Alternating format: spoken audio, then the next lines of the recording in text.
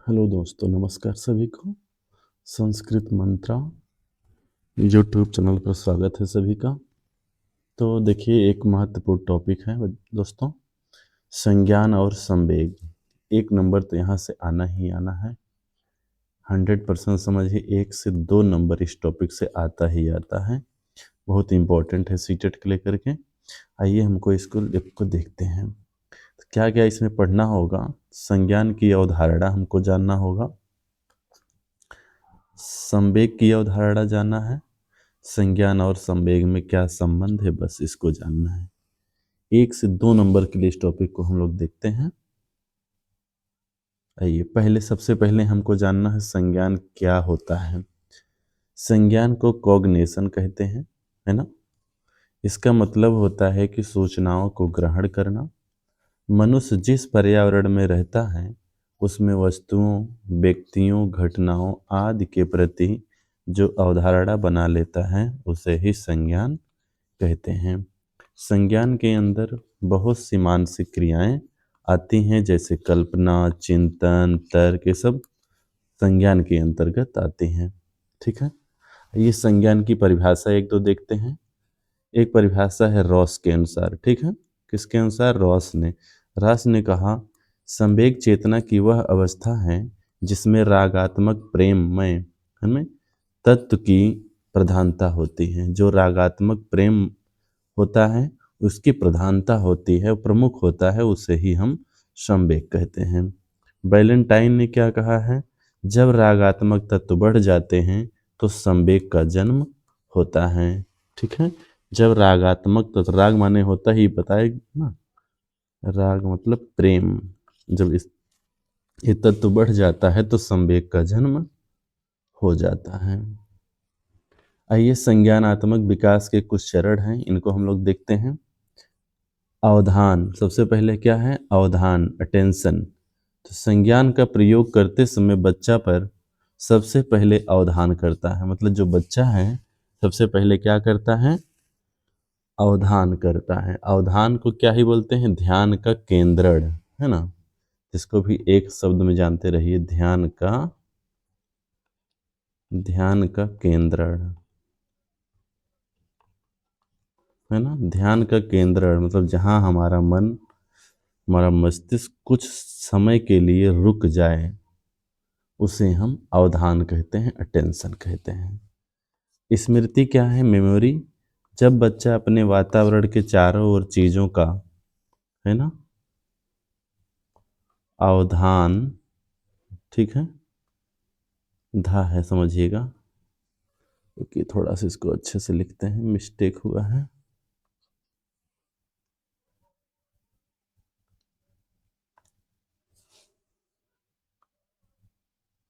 अवधान कर लेता है तो वह उनसे संबंधित सूचनाओं को अपने दिमाग में एकत्रित कर लेता है। ठीक है, एक शब्द हमेशा आता है, मेटाकॉग्निशन।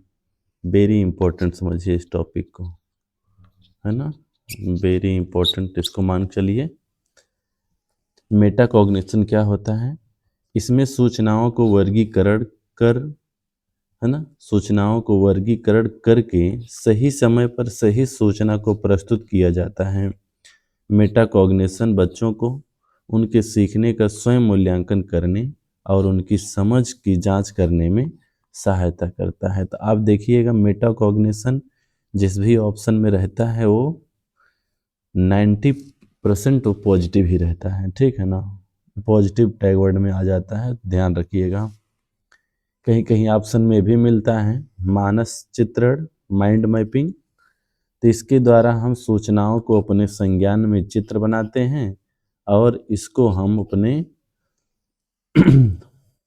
दिमाग में या मन की क्रियाशीलता को अनुसंधान या रिसर्च भी कहते हैं, क्योंकि इसमें हम अपने मन को क्रियाशील रखते हुए और खोजबीन करते रहते हैं। यही क्या है? Mind mapping. हम अपने मन में, अपने मस्तिष्क में उसका क्या करते हैं? इमेज बनाते हैं, उसके बारे में सोचते रहते हैं, खोज करते रहते हैं, और वो जब क्रिया दृढ़ हो जाती है तो माइंड मैपिंग कहलाता है। ठीक है,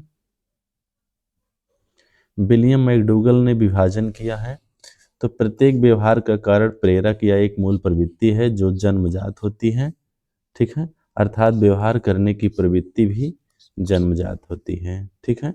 जो हम व्यवहार करते हैं, एक दूसरे से लगाव हुआ है, ये सब चीज़ें क्या होती हैं, ये सब जन्मजात होती हैं। आइए, मूल प्रवृत्तियां कितनी प्रकार की होंगी, तो कितने पक्ष हैं मूल प्रवृत्ति के, तो मूल प्रवृत्ति के 3 पक्ष हैं, संज्ञानात्मक है, भावात्मक है और क्रियात्मक है। तो विलियम मैकडूगल ने भावात्मक पक्ष पर ही जोर दिया है, ठीक है।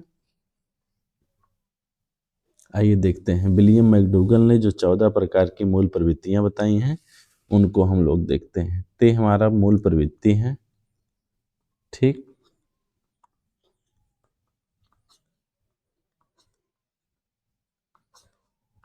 मूल प्रवृत्ति है, 10 इधर है, अगला 4 इसमें है। तो हमारी मूल प्रवृत्ति पहला क्या है, भोजना अन्वेषण। भोजना अन्वेषण मतलब भोजन की खोज। भोजन की खोज कब करेंगे, जब हमको भूख लगेगी। संवेग क्या होता है, दिखाई देगा हमको, हलचल पैदा करेगा, तो जब भूख लगेगी तो हम भोजन की तलाश में जाएंगे। पलायन कर जाना, जब हम एक स्थान से कहीं हमको डर लग जाए तो हम क्या कर जाएंगे, वहां से पलायन कर जाएंगे, भाग जाएंगे। जिज्ञासा होता है, इस संवेग उत्पन्न होगा आश्चर्य। मान लीजिए कोई आपके साथ रह रहा है, पता चला 2 दिन बाद उसकी नौकरी लग गई, तो आपको क्या होगा, आश्चर्य होगा, है ना। तो जिज्ञासा। निवृत्ति मतलब कुछ चीजें ऐसे देखने के बाद हमारे मन में क्या हो जाता है, मस्तिष्क में घृणा हो जाता है। मान लीजिए कोई जानवर मरा हुआ है, कुछ भी रास्ते से जा रहे हैं, आप उसको नहीं देखना चाहते हैं, तो उसके प्रति क्या होता है, घृणा, निवृत्ति से कहते, किसी किसी से कहता ना मेरा ये दुश्मनी है, हम देखना नहीं चाहते हैं, तो क्या है, निवृत्ति है। रचनात्मकता, क्रिटी है ना, क्रिएटिविटी, तो ये है कृति भाव। अधिकतर समय होता है, अपना नाम भी लिखते हैं तो अच्छे से एकदम हैंड राइटिंग में मस्त, है ना, तो रचनात्मकता है। हराश, है ना, हंसेंगे कब, जब मनोरंजन होगा।